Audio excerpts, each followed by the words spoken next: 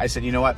Gave me my releases on all my life insurance. Now, listen to this one. We'll probably write 7 to 10 million in premium this year with just life insurance. You just missed out on that. You missed out on that, and I was willing to keep it there.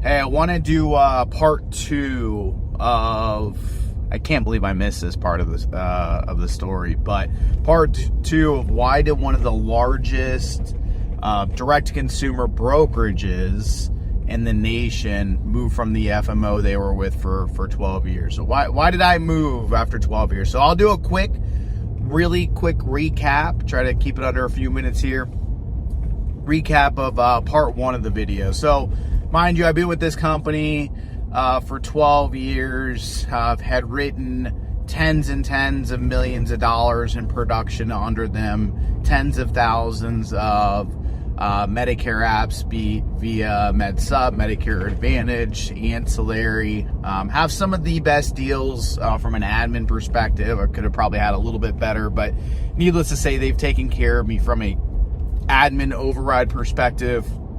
I'd even say on the MedSup side of things, they took care of me, or I don't know if taking care of is the right word, but it gave me the levels that I deserved when I deserved them, because of the fact that I stayed on top of them and made sure that I got the levels. So April of last year, decided to really get into Medicare Advantage. We always offered Medicare Advantage, but we never really focused on it, never did a whole bunch of lead generation for Medicare Advantage. Well, last year we turned all of our agents hybrid, so they all started offering both Medicare supplements and Medicare Advantage. Now, mind you, I always had somebody on the team that always sold Medicare Advantage, not someone, but multiple people that sold Medicare Advantage. So if we did needs analysis, did fact finding, found out that client, the best plan for them, best fit for them was a Medicare Advantage, well, we would go ahead and transfer it over to the Medicare Advantage specialist, and they would go ahead and write that policy.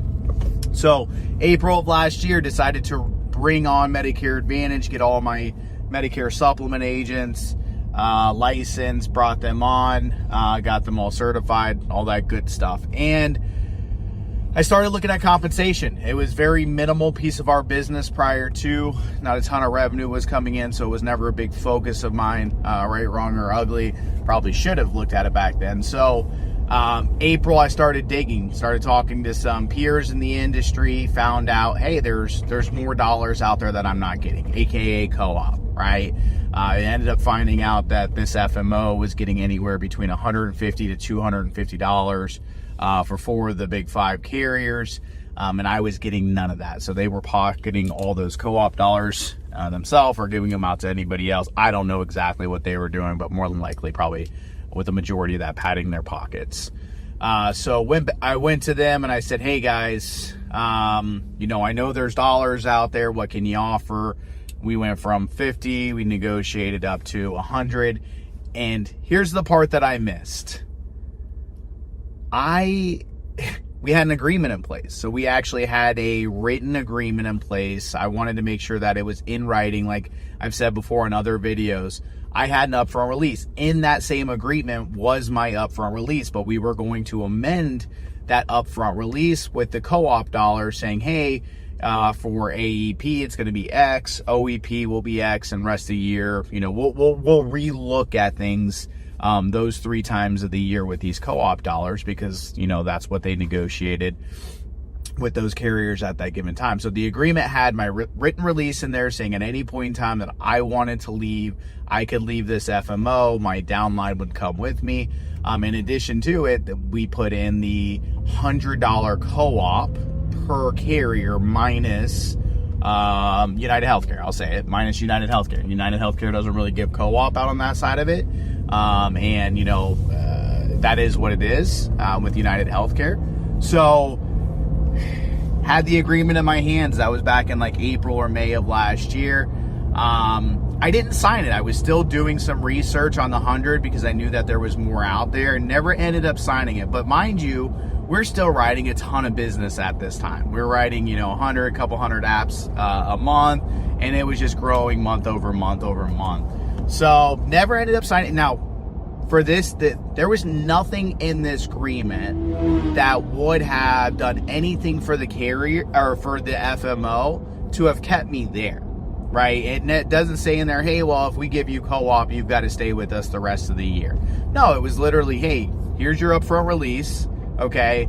And for my sake, I wanted it in writing of what they were going to pay me for co-op. Again, I've dealt with them for 12 years. It's always he said, she said.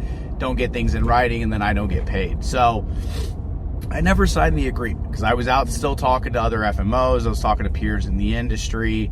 And that's when, coming back to that last story, that's when I ended up finding out like what the true numbers were, right? Like I said, anywhere between $150 in co-op all the way up to $250, okay? And I went back to them, and mind you, this is fast forward 3 months. This is probably June or July, maybe even August time, because I moved all my contracts in. I think it was like September. It was right around October. Go figure, AEP last year. So when it went to them and said, hey guys, there's more out there. We really need to get to this number. We went back and forth for probably a week or 2 weeks via email, had a couple phone calls. I think we even met in person in one of those, and I said, hey, you guys just need to give me 100% pass through of what you guys are ultimately getting. They fought it, and then that's when I came back to them finally and said, hey guys, I'm moving my contracts. I'm going to go ahead and work with this FMO that wants my business, that wants to, get where they should be getting their money from is on the admin override side of it. I'm going to go ahead and move my contracts, go ahead and give me a release. Well, of course, we had a call right after that, and, oh, we'll match it, we'll give you, everything that they're giving you, we'll give you 100% pass. At that point, you lost it. Okay, so again, that's all in part one. If you want the full story on that, I just gave you a very condensed version of it.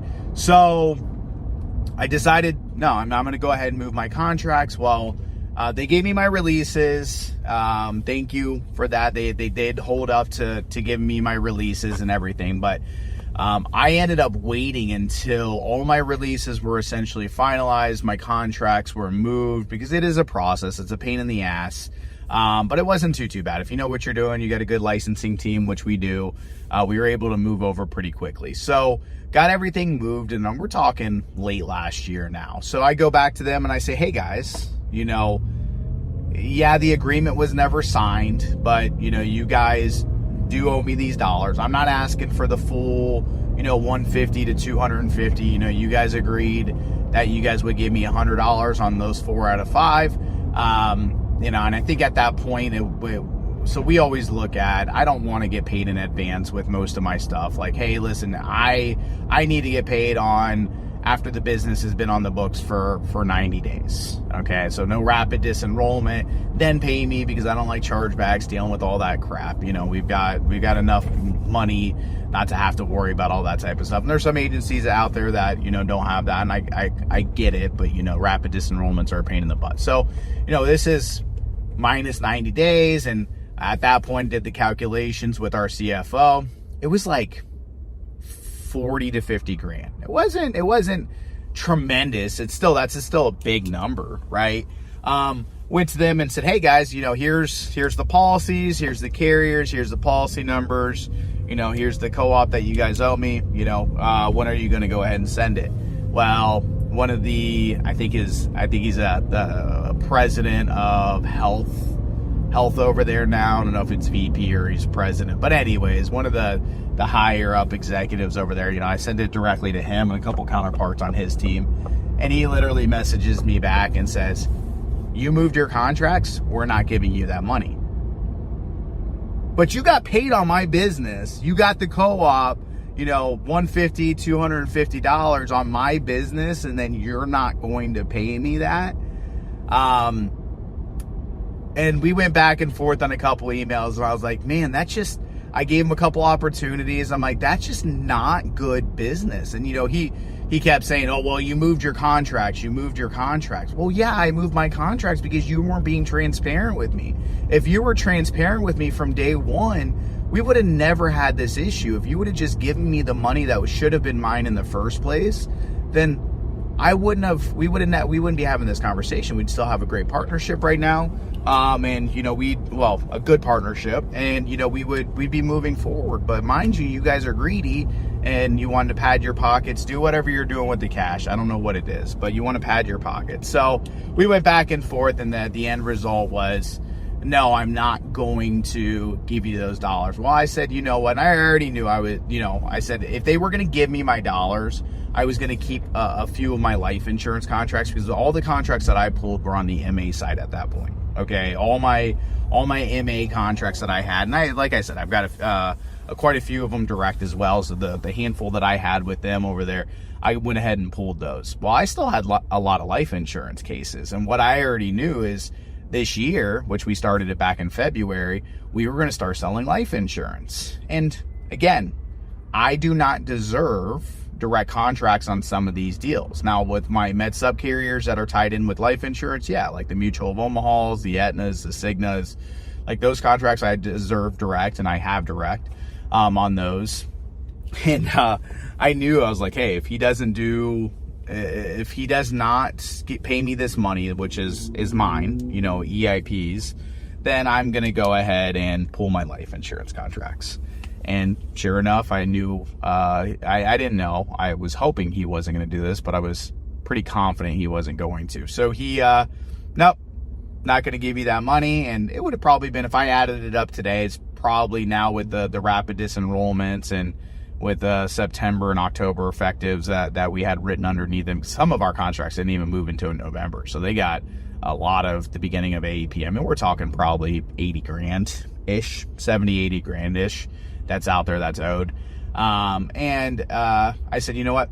Gave me my releases on all my life insurance. Now, listen to this one. We'll probably write, we launched our final expense to our Medicare clients. And like I've said in a couple of my other videos, we're at about a 10% attach rate now, and we're writing a lot of, Medicare policies on a monthly basis. We're at about a 10% attach rate now.